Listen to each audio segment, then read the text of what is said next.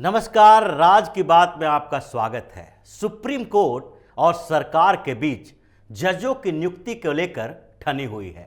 Supreme court ने फिर से 2 जजों को सुप्रीम कोर्ट में लाए जाने की सिफारिश की है। मतलब अब तक 7 जज जो हाई कोर्ट्स के हैं उनको सुप्रीम कोर्ट में लाने के लिए सिफारिश कॉलेजियम ने कर दी है।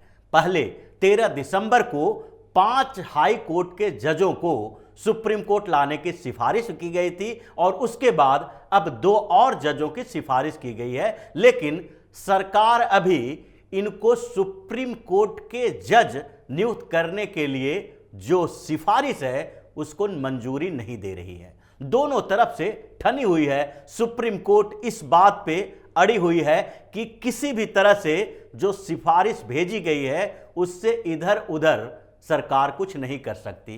कोई और जज यहां पर नहीं आएंगे, जो रिकमेंडेशन है उसी को मानना पड़ेगा। मतलब साफ है कि सरकार कुछ सुधार चाहती है और सुप्रीम कोर्ट के एक कॉलेजियम में बैठे जज यही चाहते हैं कि उन्हीं की सुपरमेसी हो, सरकार इसमें कोई इंटरफेयर नहीं करेगी। इसलिए संसद में भी यह सवाल उठा और कानून मंत्री किरण रिजिजू ने कुछ सवालों के जवाब दिए। ये जवाब थे सिलेक्शन के लिए, यानी कि सर्च और सिलेक्शन कमेटी सरकार क्यों न बनाए, क्यों न सरकार कॉलेजियम को सपोर्ट करने के लिए, उनके काम को कम करने के लिए सर्च और सिलेक्शन कमेटी बनाए, पैनल बनाए और उस पैनल के लोग जो सरकार के प्रतिनिधि हैं उनको जजों की नियुक्ति के बारे में सहयोग करें, उनके साथ मिलजुल कर उन जजों के बैकग्राउंड के बारे में जानकारी लें, उन वकीलों के बैकग्राउंड के बारे में जानकारी लें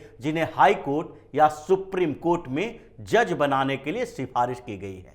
क्योंकि ये जो व्यवस्था चल रही है उस व्यवस्था से सरकार खुश नहीं है। कॉलेजियम से जो जज नियुक्त किए गए हैं उनके बारे में सरकार ये जानकारी चाहती है कि उनका बैकग्राउंड क्या रहा है, उन जजों ने पहले कैसे कैसे फैसले दिए हैं, यहां तक कि उन वकीलों को जो जज बनाया जा रहा है उन्होंने कौन कौन से मुकदमे लड़े हैं।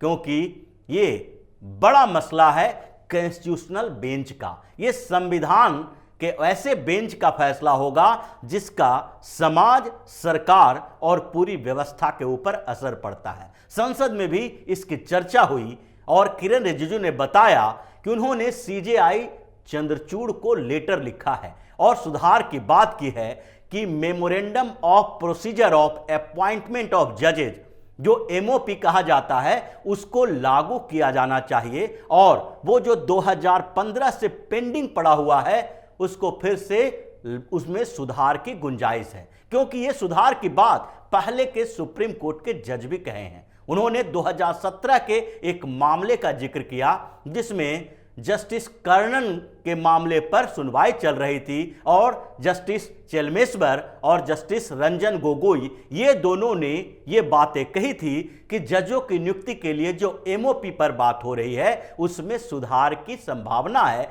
सुधार किया जाना चाहिए। सिर्फ कॉलेजियम को इसका आधार नहीं बनाया जाना चाहिए। क्योंकि जस्टिस कर्णन के ऊपर जो कलकत्ता हाईकोर्ट के पूर्व जज रह चुके थे उनके ऊपर न्यायपालिका के, सुप्रीम कोर्ट के अवमानना का आरोप लगा हुआ था और उन्हीं की सुनवाई चल रही थी। और उस 2017 के मामले में चेलमेश्वर और रंजन गोगोई ने साफ साफ तौर पर कहा कि जिस तरीके से नियुक्तियां चल रही है हाई कोर्ट में और सुप्रीम कोर्ट में जजों की, वो तरीके में सुधार की जरूरत है। इसलिए memorandum of procedure of appointment of जजेज जो एमओपी लाया गया है उसमें सरकार ने जो रिकमेंडेशन किए हैं उस पर भी विचार किया जाना चाहिए। और सरकार का रिकमेंडेशन यही है कि एक पैनल बने, कमिटी बने जिसमें सरकार के प्रतिनिधि हों और वो प्रतिनिधि चुने हुए प्रतिनिधि भी हो सकते हैं, वकील भी हो सकते हैं। सरकार उन कानून के जानकारों को भी उस कमिटी का, पैनल का हिस्सा बना सकती है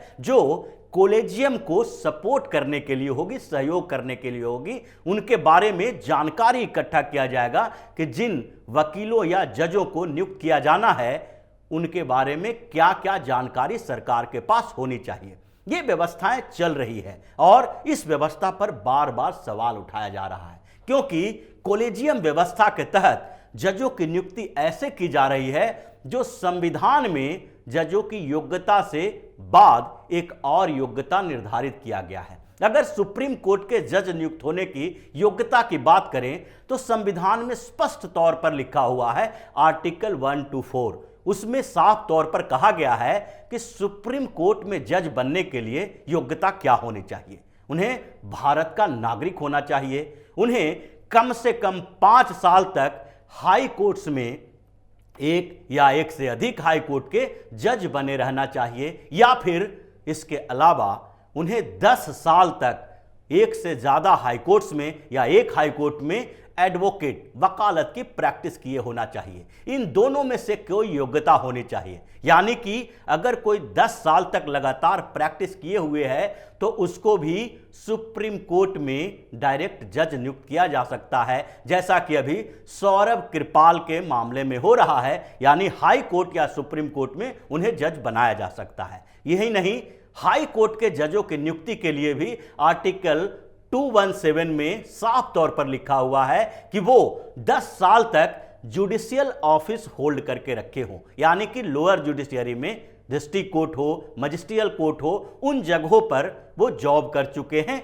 कोई जुडिशियल पोस्ट पर रहे हों, या फिर 10 साल तक वो हाई कोर्ट सुप्रीम कोर्ट में कहीं लगातार वकालत करते रहे हों। लेकिन सुप्रीम कोर्ट और हाई कोर्ट के जजों के लिए जो योग्यता निर्धारित की गई है संविधान में, उन योग्यताओं के अलावा अब एक और योग्यता जोड़ दी गई है इस कॉलेजियम सिस्टम के माध्यम से। वो योग्यता है कि सुप्रीम कोर्ट या हाई कोर्ट के जज नियुक्त होने के लिए आपके अंदर एक और योग्यता होनी चाहिए, और वो योग्यता खानदानी वकील या जज का होना चाहिए। क्योंकि जितने सुप्रीम कोर्ट और हाई कोर्ट में जजों की नियुक्ति हुई है वो सारे के सारे लगभग जितने हैं उसमें से ज्यादातर 80% से ऊपर अगर देखा जाए तो उनके पिता, दादा, भाई, ये सारे के सारे कहीं ना कहीं सुप्रीम कोर्ट और हाई कोर्ट के या तो जज रह चुके हैं या बड़े वकील रह चुके हैं। क्योंकि अभी सुप्रीम कोर्ट में जितने जज हैं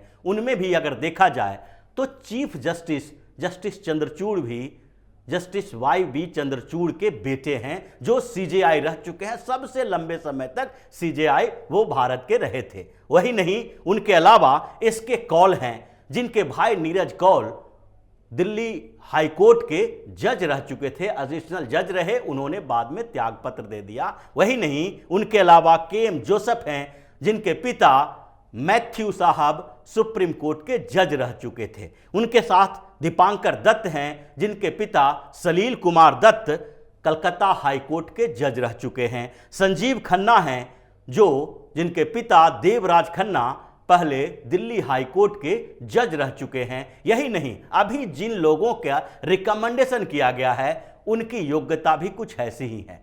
उनके परिवार में, खानदान में भी बड़े वकील और जज हैं। यानी कि कॉलेजियम व्यवस्था के तहत जिस तरीके से जजों और वकीलों के बेटों को जज बनाया जा रहा है, उस व्यवस्था में सुधार की जरूरत है। और इसीलिए सरकार धीरे धीरे इस व्यवस्था को खत्म करने के मूड में है और न्यायपालिका और कार्यपालिका के बीच ये टकराव दिखाकर एक ऐसा माहौल क्रिएट करने की कोशिश की जा रही है कि सुप्रीम कोर्ट और हाई कोर्ट पर मोदी सरकार सख्त रवैया अपनाए हुए है, इसे भी अपने पाले में करना चाहती है। लेकिन अगर कोई जज की नियुक्ति जज करते हैं और वो जज उन्हें प्रभावित कर सकते हैं, तो यह कैसे कहा जा सकता है कि निष्पक्ष न्याय की जो बात अभी के सिस्टम में की जा रही है, वो निष्पक्ष न्याय सरकार के प्रतिनिधियों के द्वारा रिकमेंडेशन में सहयोग करने वाले जजों के लिए या वकीलों के लिए नहीं होगी। क्योंकि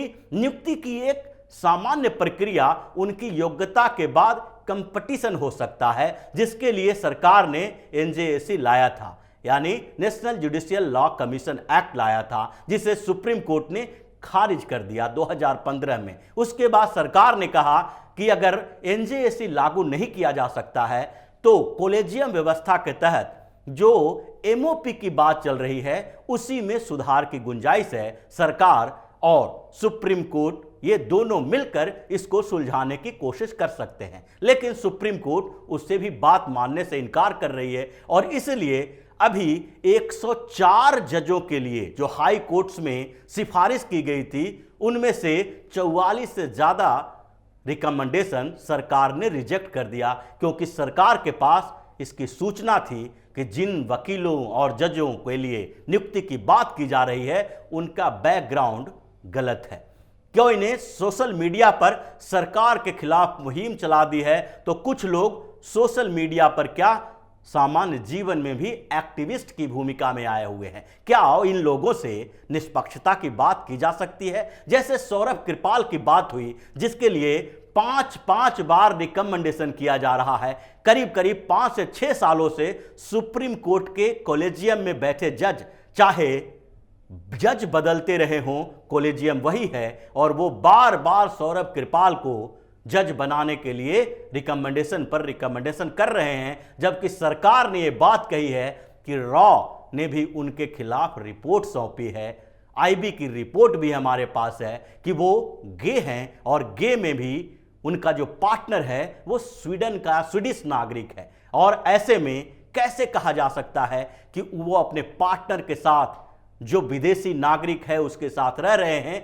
तो हाई कोर्ट या सुप्रीम कोर्ट के उन गुप्त आधारों को बचाए रखेंगे। साथ ही वो एक्टिविस्ट भी हैं। अगर LGBTQ राइट्स के ऊपर हाई कोर्ट में फैसला लेना होगा तो वो एक्टिविस्ट होने के कारण कैसे उसके खिलाफ फैसला दे सकते हैं या निष्पक्ष फैसला दे सकते हैं? ऐसे कई जजों का उदाहरण है, और जो वकील से जज बनाए जा रहे हैं उनका भी उदाहरण है। इसलिए ये खानदानी जजों की भूमिका, उनके वर्चस्व को खत्म करने के लिए सबसे पहले जरूरत है कि कॉलेजियम व्यवस्था को भंग किया जाए, NJAC लागू किया जाए, और ऑल इंडिया लेवल पर हायर जुडिशियरी के लिए एक कॉम्पिटिटिव एग्जाम ऑर्गेनाइज किया जाए, जिसमें योग्यता वही होगी, यानी कि वो हाई कोर्ट के वकील हो सकते हैं, जज हो सकते हैं, सुप्रीम कोर्ट के लिए 5 साल और 10 साल तक, हाई कोर्ट के लिए भी वो प्रैक्टिस करने वाले वकील हो सकते हैं,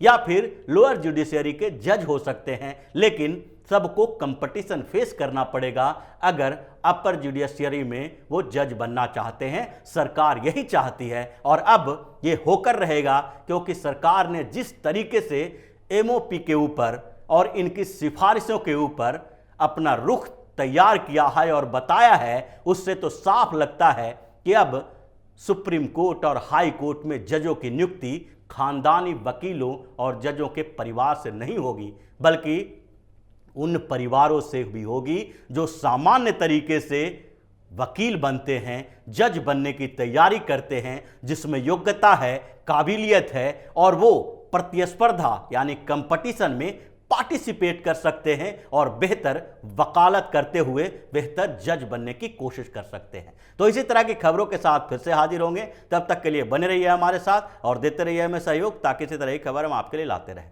धन्यवाद।